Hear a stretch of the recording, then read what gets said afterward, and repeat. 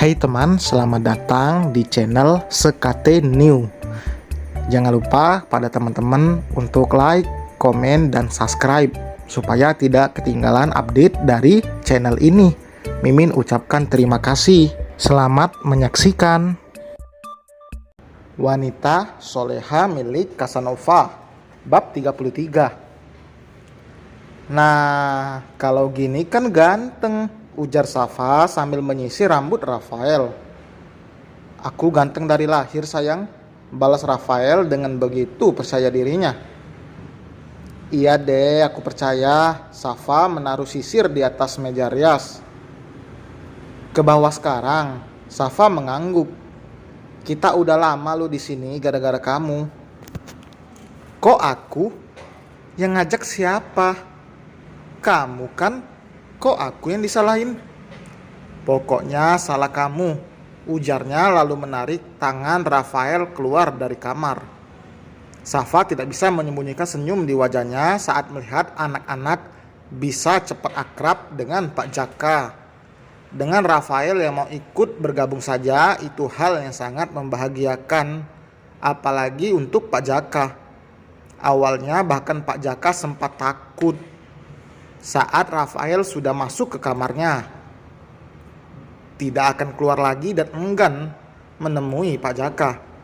Namun semua pemikiran itu terpatahkan saat Safa datang sambil mengandeng tangan suaminya. Bahkan tidak hanya Pak Jaka yang kaget, Bu Yuni pun sama. Ia tahu jika sang menantu ada di balik semua ini. Safa mampu membujuk Rafael untuk bertemu Pak Jaka.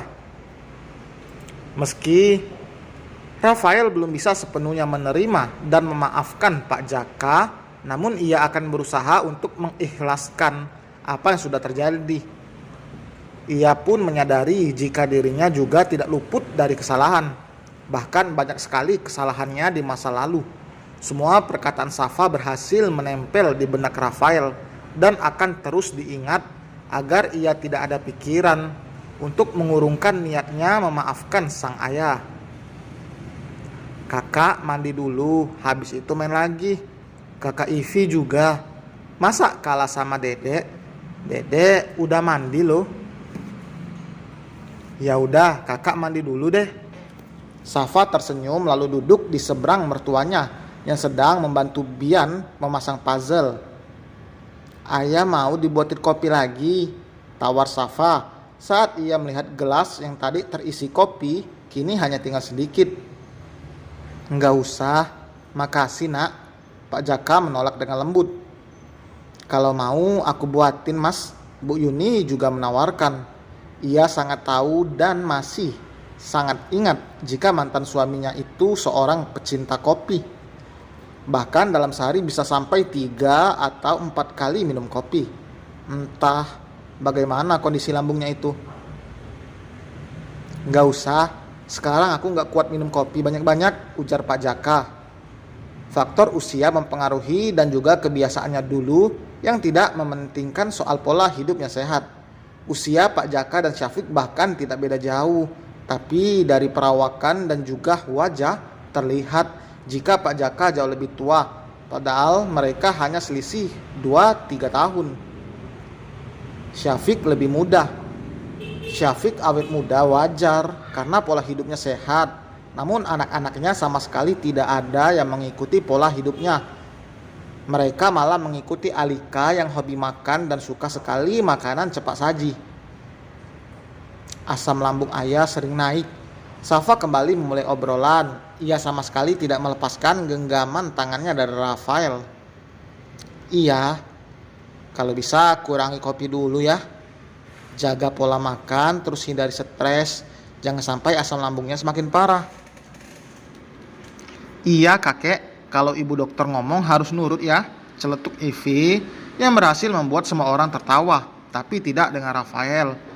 Ia ingin tertawa, tapi ditahan karena merasa gengsi. Melihat suaminya seperti itu, Safa langsung berbisik. Kalau mau ketawa jangan ditahan gitu, nanti kentut loh. Apa sih? Siapa juga yang mau ketawa? Dustanya. Jangan bohong, itu hidungnya kembang kepis gitu, goda Safa. Rafael memalingkan wajahnya menatap Bian karena tidak ingin kelepasan tertawa jika terus digoda oleh Safa. Kakek jangan sakit, kalau kakek nanti nggak bisa main lagi ke sini. Ivi berucap lalu berjalan mendekati Pak Jaka sambil membawa buah apel yang ada di piring kecil untuk diberikan pada lelaki parubaya itu. Makan buah biar kakek nggak sakit. Pak Jaka sangat terharu sekaligus bangga memiliki menantu seperti Safa. Safa begitu pintar mendidik anaknya hingga bersikap begitu hangat pada orang yang bahkan baru 2 kali ditemuinya. Saat awal tahu Rafael menikah dengan seorang janda yang memiliki 3 anak, Pak Jaka sempat ingin menyatakan ketidaksetujuan. Namun sekarang ia malah bahagia karena Rafael bisa mendapatkan Safa yang begitu dewasa dan juga pengertian. Meski dibalik itu Safa orangnya memang barbar dan keras kepala. Makasih ya, Pak Jaka menerima piring itu. Dengan cepat ia menyeka air matanya yang sudah mengenang. Tidak ingin ia terlihat menangis di hadapan orang lain. Rafael terpaku melihat itu. Ia bisa melihat sendiri sorot mata sang ayah yang memancarkan haru dan juga kebahagiaan. Tidak seperti dulu yang selalu menatap dengan angkuh, dengan sorot mata tajam seolah mengintimidasi lawan bicaranya. Seharusnya setelah melihat itu Rafael harus benar-benar yakin jika ayahnya sudah berubah. Tatapan mata seseorang itu tidak akan pernah bisa dimanipulasi. Mungkin hati bisa dibaca, namun tatapan mata bisa dengan mudah diartikan. Meski masih dengan suasana yang canggung, sebenarnya kecanggungan itu hanya tercipta dari Rafael dan Pak Jaka, karena yang lain bersikap biasa saja. Safa bahkan terlihat mulai mengakrabkan diri dengan mertuanya. Rafael memang belum akur, tapi itu tidak menjadi patokan untuk kedekatan Safa dengan mertuanya sendiri. Setelah makan malam, itu membuat Pak Jaka semakin tidak rela untuk pulang. Bahkan ia sampai berpikir untuk memindahkan kantornya ke ibu kota, atau setidaknya membuat cabang di sana agar dirinya bisa lebih leluasa untuk bisa mengambil hati putra tercintanya itu. Pak Jaka juga dibuat bahagia dengan tingkah menggemaskan dan polos ketiga anak Safa. Namun keinginannya untuk tetap berada di dekat anaknya tidak membuat Pak Jaka lalai akan tugasnya sebagai suami sekaligus ayah dan anak-anak dari pernikahan keduanya. Gimana rasanya? Tanya Safa setelah melayangkan kecupan di pipi Rafael saking bahagianya karena Rafael mau ikut berkumpul bersama Pak Jaka tadi. Enak lagi dong. Bukan itu. Kamu mah pikirannya kesana terus. Terus apa? Hati kamu, perasaan kamu. Hati sama perasaan aku gak berubah kok ke kamu. Serius enggak? Kalau enggak, aku tidur di kamar Bian nih. Safa mengancam lalu bangun dan terduduk. Iya, jangan kabur-kaburan gitu dong. Masa suaminya ditinggal sendiri? Makanya serius dong. Rafael menggaruk tengkuknya yang tidak gatal. Ia merasa bingung dengan apa yang dikatakannya. Sesungguhnya ia saat ini merasa lebih lega meski belum sepenuhnya. Belum sepenuhnya saja Rafael sudah bisa merasa lega. Apalagi jika ia sudah benar-benar memaafkan ayahnya itu. Mungkin kebahagiaannya akan sangat sempurna. Ia mungkin masih membutuhkan waktu untuk menyempurnakan kebahagiaannya itu. Lumayan, Safa mengernyit. Lumayan apa? Ngomongnya yang jelas dong. Rafael terlihat ragu. Jelas ia masih merasa gengsi. Lumayan lega, jawabnya dengan terputus-putus. Rasanya Safa sangat senang mendengar itu.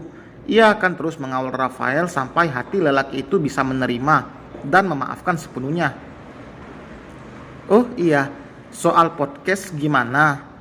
Rafael langsung mengalihkan pembicaraan agar Safa tidak terus mendesaknya. Kenapa nanya lagi? Aku kan bilang silakan aja tapi jangan bawa anak-anak. Aku nggak mau. Aku ngerti sayang. Nanti di rumahku aja. Kamu juga pas libur kan? Aku juga nggak mau ganggu waktu istirahat kamu. Rafael langsung memotong ucapan Safa. Memang Safa ingin ketenangan saat dirinya libur. Ia akan fokus pada anak-anak, apalagi semua babysitter libur hari itu. Sebelum menikah, ia pasti akan membawa anak-anak ke rumah ibunya Aska jika wanita parubaya itu sedang ada di tanah air. Namun jika tidak, Safa akan pergi ke rumah orang tuanya. Tidak mudah memang mengurus 3 anak seorang diri. Namun karena sudah terbiasa, Safa merasa tidak terlalu kerepotan. Tadi Yesi ada kirim foto ke aku, ucap Safa. Foto apa? Rafael bertanya penasaran. Safa meraih ponselnya yang tergeletak di atas nakas dan memperlihatkan pada Rafael foto tangkapan layar yang dikirimkan oleh Yesi. Rafael dikabarkan dekat dengan adik perempuan dari rekan satu profesinya, Justin. Jenny, gadis yang masih duduk di bangku sekolah menengah atas itu dengan terang-terangan mengatakan di dalam vlog pribadinya jika ia sangat mengagumi sosok Rafael dan rela menjadi istri kedua lelaki tampan yang baru saja melangsungkan pernikahannya secara tertutup itu. Sampai saat ini bahkan belum ada yang tahu seperti apa sosok istri dari Rafael Pradipta itu. Mata Rafael membulat sempurna membaca artikel itu. Di atasnya ada foto dirinya, Justin dan juga Jenny yang diambil setelah waktu itu Rafael selesai pemotretan. Sayang, ini aku cemburu. Dan selesai teman, terima kasih telah mendengarkan. Jangan lupa like, komen, dan subscribe. Kita berjumpa lagi di bab 34. Bye.